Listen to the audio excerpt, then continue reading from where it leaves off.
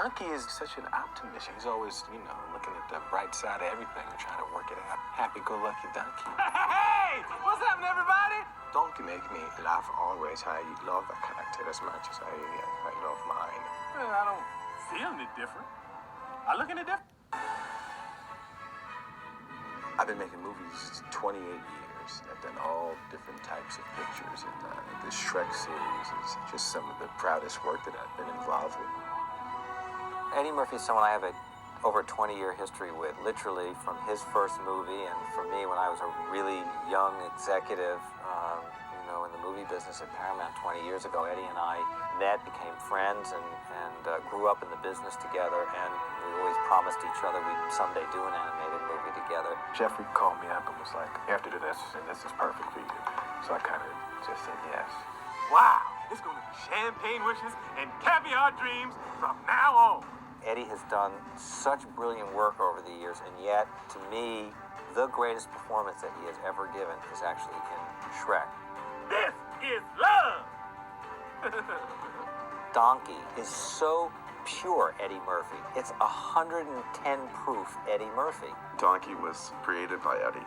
It is a character that could have gone a million different ways and ended up going, in the best possible way with Eddie. And somehow, who he is as a person, as an actor, as a comedian, just related directly to who that little donkey is. You never really want the character to stay to the script. The gold that you get in any of these movies, particularly with comic talents like we have. What did I say about singing? Well, can I whistle? No. Well, can I hum it? All right. I think it's something funny about the donkey singing. It's always been funny. It's something funny about someone singing that thinks that they can sing really good, and they almost can sing, but they can't. It's just something funny about that. And especially if you're looking like a donkey and a tooth is missing on the side, for some reason that's just gold on screen. I love hearing Eddie sing, and Eddie's a singer, and it was really fun choosing the songs that Donkey might want to sing, and they're all Beast of Burden songs. Cause I'm all alone, there's no one here beside me.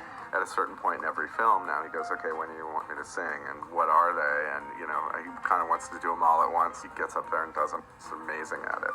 These eyes have seen a lot of love, but they never want to see another one like they had with you. Eddie takes his singing real seriously. It's something that he actually loves. He's serious about it. So getting him to be okay singing badly was a really, really hard thing to do. But, he was such a good sport about it. Quiet! Hit me with your best shot! He understood this is, he's an annoying, singing, talking donkey.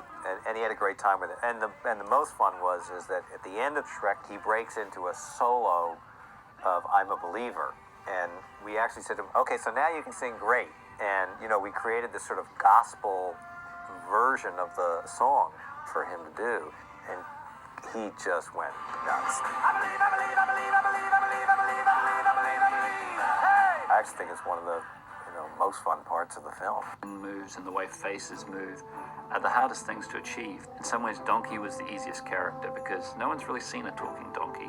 No one knows what a talking donkey should look like. Hi, princess! It talks! Yeah, it's getting them to shut up. That's the trick. It's been a really cool process. Donkey clearly went from cartoon donkey and the body that does stuff that, really donkeys don't do. So this kind of movement, we have Donkey doing it, but we made it more anatomically correct. He would, raise his hoof, not turn it over like a hand. We did go in and put more controls in as well around the eyes and stuff and the mouth to allow us to get his performance more subtle as he matured as a character. Cool. There's a lot of care and finesse and things that can go wrong, and it just takes a lot of time to get things to look right. Everything's a case of trial and error. For instance, we had shots of Donkey. It was actually someone's first day in production. Friends?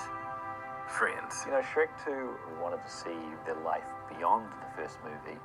There was a need, both story-wise and personally, to add to the cast. Donkey was now the third wheel in this relationship. He'd finally found a friend, and his friend went and got married, and so many people can relate to that experience. So we already had this aspect of Donkey feeling threatened, and we thought, well, wouldn't it be fun to spice that up a little bit more and have someone actually someone else vying for Shrek's attention to threaten him even further. Hey, look, a little cub. Look out, Shrek! He got a piece! Donkey's a little jealous. A little jealous of Puss in Boots. Sorry, the position of annoying talking animal has already been taken. I think that there's always a healthy rivalry between insolent animal sidekicks. I encourage that in a movie.